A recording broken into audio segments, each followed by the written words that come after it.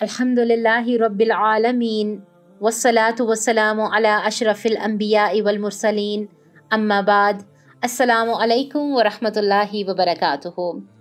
آج کی کہانی میں ہم بنی اسرائیل کی طرف بھیجے گئے انبیاء کے قتل کے بارے میں بات کریں گے کہ بنی اسرائیل نے کیوں ان کا قتل کیا، کیا ایسی وجہ تھی کہ جو انہیں ناگوار گزرتی تھی اور جس کی وجہ سے وہ اتنا بڑا گناہ کر دیتے تھے کہ جس کی معافی ہی نہیں، کہ جس کے اوپر ان کو ذلت اور محتاجی جیسی اور نہ جانے کتنے عذاب اللہ تعالیٰ کی طرف سے جھیلنے پڑے۔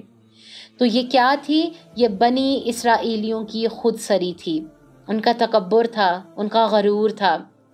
اللہ تعالیٰ فرماتے ہیں کہ میں اس قوم کی طرف جتنے بھی میں نے نبی بھیجے تو اس قوم نے اکثریت کی نافرمانی کی اور بعض کو قتل بھی کر دیا۔ قرآن مجید میں ان انبیاء کا تذکرہ نہیں ملتا جن کو قتل کیا گیا، البتہ انجیل اور دیگر کتب سماویہ میں ان کی قدر تفصیل موجود ہے۔ سورۃ البقرہ کی آیت نمبر 61 میں اللہ تعالیٰ نے ان کی خود سری کو بیان بھی کیا ہے اور بتایا ہے کہ اور جب تم سے کہا، یعنی کہ بنی اسرائیلیوں کو مخاطب کر کے کہا گیا کہ اے موسیٰ، ہم سے ایک ہی کھانے پر صبر نہیں ہو سکتا، تو اپنے پروردگار سے دعا کیجئے کہ ترکاری اور ککڑی اور گیہوں اور مسور اور پیاز وغیرہ جو ہیں، جو نباتات زمین سے اگتی ہیں، ہمارے لیے پیدا کریں۔ انہوں نے کہا کہ کیا عمدہ چیزیں چھوڑ کر ان کے بدلے ناقص چیزیں لے چاہتے ہو؟ اگر یہی چیزیں مطلوب ہیں تو کسی شہر میں چلے جاؤ، جو مانگتے ہو مل جائے گا۔ آخر کار ذلت اور رسوائی اور محتاجی ان پر چمٹا دی گئی اور وہ اللہ کے غضب میں گرفتار ہو گئے، اس لیے کہ اللہ کی آیتوں سے انکار کرتے تھے اور اس کے نبیوں کو ناحق قتل کر ڈالتے تھے، یعنی اس لیے کہ نافرمانی کیے جانے اور یہ حد سے بڑھے جاتے تھے۔ تو یہاں پر ہم دیکھیں گے کہ اس کہانی سے ہمیں کیا ملتا ہے، کون سا سچا واقعہ ہے۔ تو حضرت سلیمان علیہ السلام کی وفات کے بعد بنی اسرائیل یہ قوم دو حصوں میں تقسیم ہو گئی، ایک کا نام یہودا اور دوسرے کا نام سامریہ رکھ دیا گیا۔ انہوں نے ایک دوسرے کے خلاف جنگیں کرنا شروع کر دیں، اور پھر کیا، ان دوران میں ایک اللہ کے نبی حضرت الیاس علیہ السلام سے ان کا سامنا ہوا جو اللہ تعالیٰ نے ان کے پاس بھیجے۔ بنی اسرائیل نے ایک بت جس کا نام اس قوم نے بعل رکھ لیا اور اس بت کی عبادت شروع کر دی۔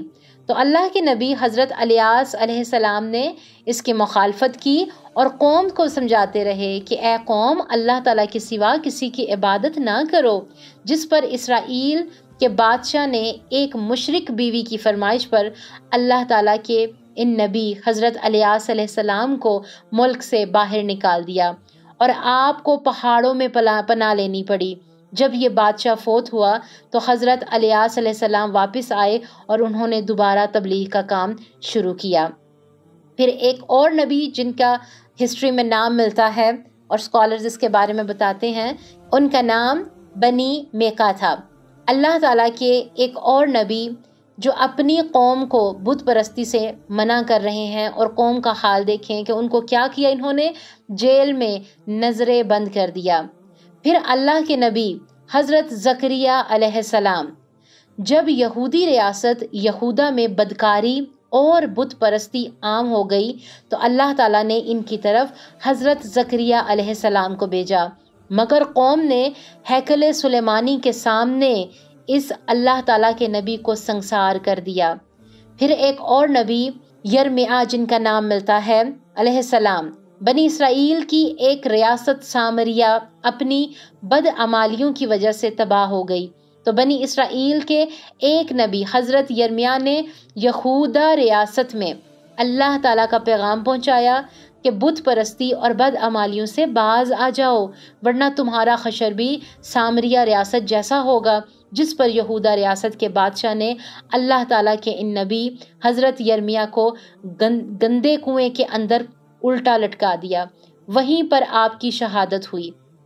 پھر نبی آموس، اللہ تعالیٰ نے اپنے ایک اور نبی حضرت آموس علیہ السلام کو اس قوم کی طرف مابعوث فرمایا جس نے آ کر بنی اسرائیل کی اصلاح کرنے کی کوشش کی، اور جب نبی نے اس قوم کو بت پرستی سے روکا تو انہوں نے انہیں قوم سے، ملک سے نکال دیا۔ پھر اللہ کے نبی حضرت یحییٰ علیہ السلام، حضرت یحییٰ علیہ السلام بھی اللہ تعالیٰ کے نبی تھے اور حضرت زکریا علیہ السلام کے بیٹے تھے۔ انہوں نے جب قوم کو ان کی بد اخلاقی حرکتوں، بدعمالیوں اور بت پرستی سے روکا، جس پر بادشاہ نے اپنی کافر معشوقہ کے کہنے پر حضرت یحییٰ علیہ السلام کو شہید کر دیا اور ان کا سر مبارک ایک تھال میں رکھ کر اپنی کافر معشوقہ کے سامنے پیش کیا۔ پھر حضرت عیسیٰ علیہ السلام، حضرت عیسیٰ علیہ السلام جو حضرت مریم علیہ السلام کے بیٹے تھے، اور اللہ تعالیٰ نے ایک معجزے کے تحت بغیر باپ کے پیدا کیا تھا انہیں۔ آپ نے بھی جب قوم کو ان کی بدعمالیوں سے منع کیا تو لوگ روم کے بادشاہ سے پھانسی کا حکم لے آئے، مگر اللہ تعالیٰ نے حضرت عیسیٰ علیہ السلام کی دعا کو قبول کرتے ہوئے انہیں زندہ آسمان پر اٹھا لیا۔ اور یہ بنی اسرائیل کی خود سری اور ہٹ درمی تھی۔ یہاں پر ہمارے لیے عمل کی بات کیا ہے؟ کیونکہ یہ سچے واقعات ہیں۔ عمل کی بات ہمارے لیے کیا ہے کہ کسی دعوت دین دینے والے پر انگلی مت اٹھائیں، بلکہ اس کے پیغام کو سمجھیں کہ کیا وہ قرآن و سنت سے بات کر رہا ہے، تو خود کیا کریں کہ اپنا رشتہ قرآن و سنت سے مضبوط کر لیں۔ جو پیغام ایک دین کا داعی دے رہا ہے، اسے قرآن و سنت کی روشنی میں غور و فکر میں لائیں۔ کسی داعی دین کے بارے میں اگر کوئی غلط رائے آپ کے سامنے رکھے تو آپ اس کی بات پر یقین نہ کریں، بلکہ خود اس کے اوپر غور و فکر کریں۔ جب تک ہمارا اپنا رشتہ قرآن و سنت سے مضبوط نہ ہو، تب تک کسی پر بھی کوئی بات نہ کریں، اور اللہ تعالیٰ سے ہم ہدایت مانگیں کہ اللہ سبحانہ و تعالیٰ ہمیں صراط المستقیم عطا کرے۔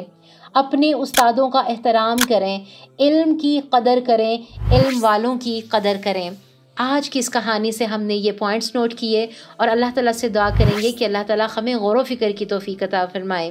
سبحان ربک رب العزت عما یصفون وسلام علی المرسلین والحمد للہ رب العالمین، آمین اللہم آمین۔ السلام علیکم ورحمۃ اللہ وبرکاتہ۔